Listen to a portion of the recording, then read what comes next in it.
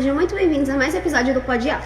Provavelmente algum de vocês ainda não nos conhece, então muito prazer, eu me chamo Vitória. E eu me chamo Mariana. E hoje nós vamos falar sobre um evento que já faz parte de muitas gerações aqui no Sete Parra, o Sarau do Áurea. Para quem ainda não sabe, o Sarau do Áurea foi criado entre 2012 e 2015 com a intenção de promover a cultura na nossa cidade e desde então se tornou uma tradição marcante da nossa comunidade. Mas os projetos estruturantes? Os projetos estruturantes da Secretaria de Educação do Estado da Bahia, a SEC, são iniciativas que visam promover a arte, a cultura e o protagonismo juvenil nas escolas de rede pública. Eles incentivam a participação estudantil em diversas áreas, integrando atividades escolares com práticas inovadoras. Os projetos incluem o AVE, Artes Visuais Estudantis, que incentiva a criação e exposição de artes visuais pelos alunos. EPA, Educação Patrimonial e Artística, que promove a preservação do patrimônio cultural.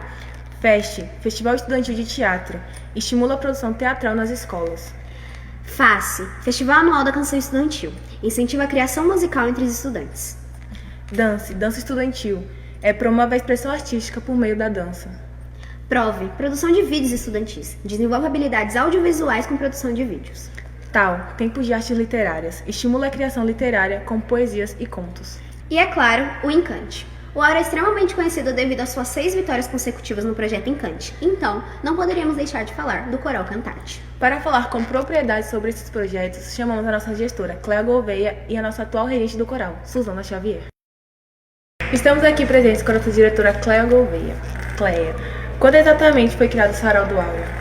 O Sarau foi criado na proposta que nós fazemos hoje, no ano de 2013, mas é bom, né, ressaltar e trazer o ano 2008, que foi quando os projetos artísticos e estruturais, né, e culturais, na verdade, foram implementados na Secretaria de Educação do Estado da Bahia, né, levado para todas as escolas, que foi em 2008.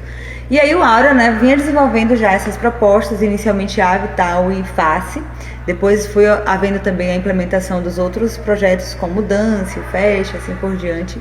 E em 2013, quando eu já estava atuando, né, profissionalmente na unidade, a equipe de professores, gestão daquele ano, resolveu fazer num formato de sarau, o que a gente chama de culminância, mas não necessariamente, né, um produto final, mas um momento de reunir as produções mais significativas desses projetos.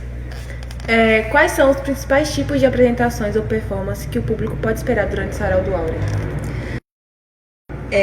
Nesses projetos, os alunos eles apresentam diversos tipos de linguagens artísticas, né? Então, a gente tem danças, canto coral, álbuns de fotografia, vídeos, teatro, enfim, né? É uma gama bem diversa. E você que vem da comunidade ou estudante, né, que também está aqui para assistir as outras apresentações dos colegas, nunca saem aí decepcionados daquilo que vão ver, porque realmente são alunos muito talentosos e chegam aqui, escolhem a sua habilidade, a sua área artística para produzir e sempre tem muitas coisas boas para a gente assistir. De que forma o Sarau do Áurea tem impactado a comunidade local ao longo dos anos? A gente, pensando, né, em todo esse caminho que os projetos estruturantes fazem parte do currículo da escola e remetendo isso à comunidade, né, em referência também ao impacto, um dos objetivos que nós temos é trabalhar questões pedagógicas, temas de relevância social. Então, quando a comunidade tem acesso a um vídeo, né, que é produzido ali falando sobre racismo, falando sobre fake news, sobre o excesso do uso de telas e assim por diante, sobre fome, você tem aí uma possibilidade de formação e informação sobre temas, situações que estejam ali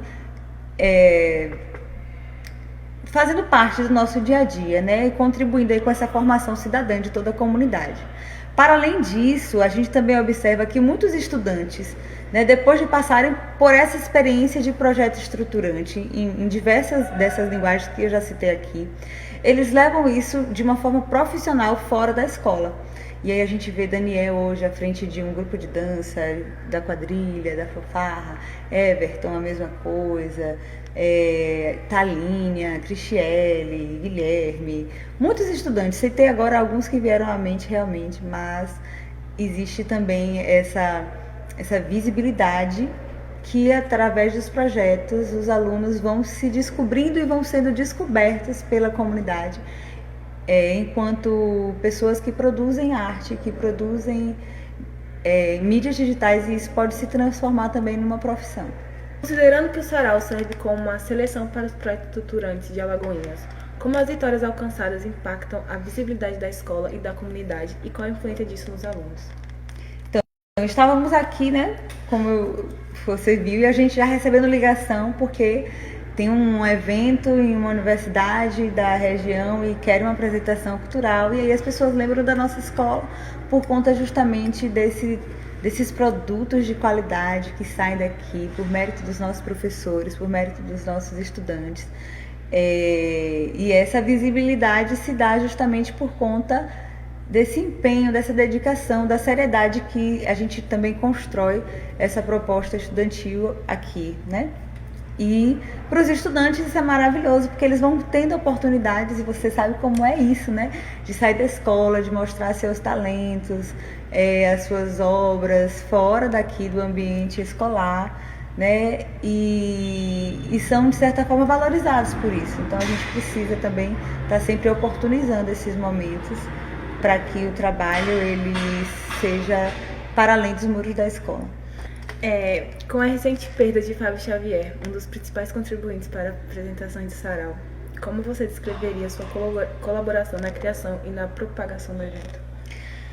Fábio, quando a gente falou ali de professores envolvidos, né? Todos têm um envolvimento, mas tem aquele que se dedica, que se doa, que se realiza, que é nitidamente feliz em fazer parte daquela ação. E ele sempre foi esse professor, né? O coral, que é o seu principal projeto, começou com ele aqui no Áurea, né? Antes de ser professor, inclusive, ele trabalhava na comunidade, né, em outra escola do município, e veio para o Colégio Áurea em 2015 como voluntário para fazer parte, para criar, na verdade, esse coral na nossa escola, que foi quando o canto coral foi instituído também como uma dessas propostas. Mas ele não vivia só o coral, ele vivia o dance, ele vivia o EPA, ele vivia o face, tudo que envolvia principalmente música, na verdade, ele estava ali. E assim, a gente, quando você fala de visibilidade, nós devemos, principalmente a Fábio, a visibilidade que o coral Cantarte do Sete Parro, hoje Fábio Xavier, tem na nossa região. De que maneira a perda de Fábio afetou a continuidade e a performance do coral Cantarte? Em 2023 foi bem difícil a gente tocar o coral, né? A professora Suzana se disponibilizou a continuar o projeto, isso foi maravilhoso para nós, mas muitos estudantes eles ainda estavam talvez desestimulados e tristes, né? Todos nós ficamos arrasados, a gente vem aprendendo a conviver com essa perda. Mas aí tivemos no fim um total de 7 alunos em 2023 fazendo parte do coral Cantarte. Mas esses 7 alunos levaram o nome de Fábio, inclusive, para Salvador, para Fonte Nova, mais uma vez, né? E assim, viver os projetos estruturantes, assim como outras propostas pedagógicas da escola, sem Fábio, para nós ainda é muito difícil. Mas é também pelas experiências e pela vivência que nós tivemos com ele que a gente se inspira e a gente segue adiante, sem esquecer da sua contribuição, sem esquecer do seu nome, sem esquecer do seu potencial, que faz com que a gente também carregue um pouquinho dele, e aí ele não deixa de estar conosco. Agora, estamos aqui com a atual regente do Coral Cantarte, Suzana Xavier. Suzana, o que é o Encante para você? Rapaz, o Encante para mim é um projeto magnífico, né? Eu já faço parte do projeto desde a época que eu trabalhava no Antônio da Costa Brito, em Acajutiba. E é um projeto que une, né? Ele une a galera, ele, como o próprio nome fala, né? Encante, ele encanta, né? Você vê cada menino, cada menina se desenvolvendo na música, né? Construindo essa questão da musicalidade, é algo encantador. Nós tivemos uma recente perda de Fábio Xavier, que foi um dos principais contribuintes para as apresentações do coral. Como você descreveria a colaboração dele para a criação do evento? Pronto, vamos lá. A história, né, do coral do Áurea, ela se inicia lá atrás, né? Na época que eu estava no Costa Brito, por exemplo, eu chamei Fábio para poder me auxiliar lá, né? Eu comecei lá com o coral dos meninos, que era o coral, que hoje não tem mais o coral lá, que eram os Iluminados, né? E aí Fábio foi uma das pessoas que contribuiu. Na época, Altran era meu aluno também, fazia parte do coral, e a gente desenvolvia esse trabalho lá, né? Eu vinha aqui, buscava Fábio e ele ia contribuir lá. E aí depois ele foi chamado para trabalhar no Áurea, e aí ele disse: ó, nega, agora eu vou montar o coral no Áurea. E aí, de boa, disse ele: não, vai lá, monta lá, se precisar de ajuda a gente vai ajudando, apoiando, quanto mais melhor, né? E aí ele começou a desenvolver o trabalho no Áurea, né, no antigo Áurea, no Separro, né? E com muita excelência, né? Ele deu uma cara diferente também para o coral aqui na região, né? Na realidade, só quem fazia era eu em Cajuíba, e aí a partir daí ele traz para Aporá, né? E aí toma uma dimensão bacana, né? E a galera começa a se destacar. E Fábio era bacana porque ele se doava, né? Fábio, ele tinha uma disponibilidade de tempo para se doar, de fato, de corpo e alma, para desenvolver o projeto. E o projeto no Sete Parro, né? Hoje Sete Parro, começou a tomar uma dimensão bem maior, né?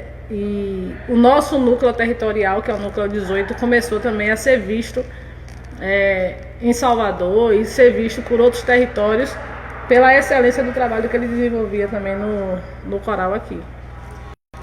Em algum momento você duvidou que o coral continuaria após a perda dele? Eu não duvidei. Por que eu não duvidei? Porque as coisas acontecem, nós professores, nós somos os motivadores, né? A gente está aqui para motivar. Mas as coisas acontecem porque os alunos abraçam, porque vocês abraçam a ideia. A gente motiva, vocês abraçam e vocês fazem acontecer. Vocês são os protagonistas, né? Nós só somos os incentivadores, né? Então eu não duvidei que ia dar continuidade, não, né? E se não fosse eu que estivesse hoje à frente, outras pessoas se levantariam para dar continuidade, porque é um projeto que vale a pena, né?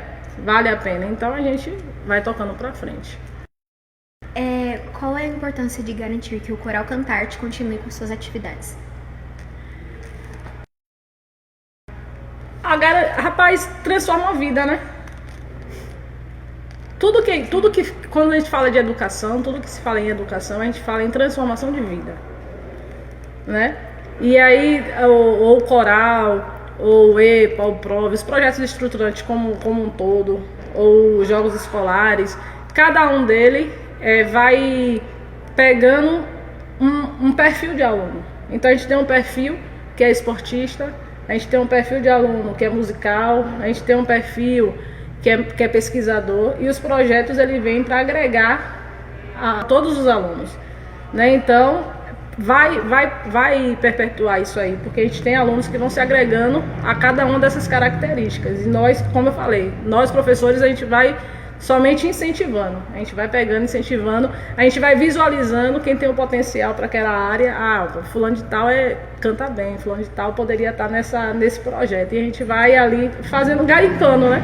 Quem é o aluno que pode estar desenvolvendo aquele projeto, para que vocês possam mostrar o potencial de vocês, para que vocês possam desenvolver as suas potencialidades e fazer as coisas acontecerem, né? E a gente está vendo esses resultados. Muita gente, a gente poderia citar um monte de gente aqui, por exemplo, este Playboyzinho, hoje é artista da cidade, né? Cantor. E este Playboyzinho participou do FACE, que é o Festival da Canção Estudantil, no ano de 2010. Eu era contratada no Oswaldo Salles. Eu ajudei ele a fazer fui orientada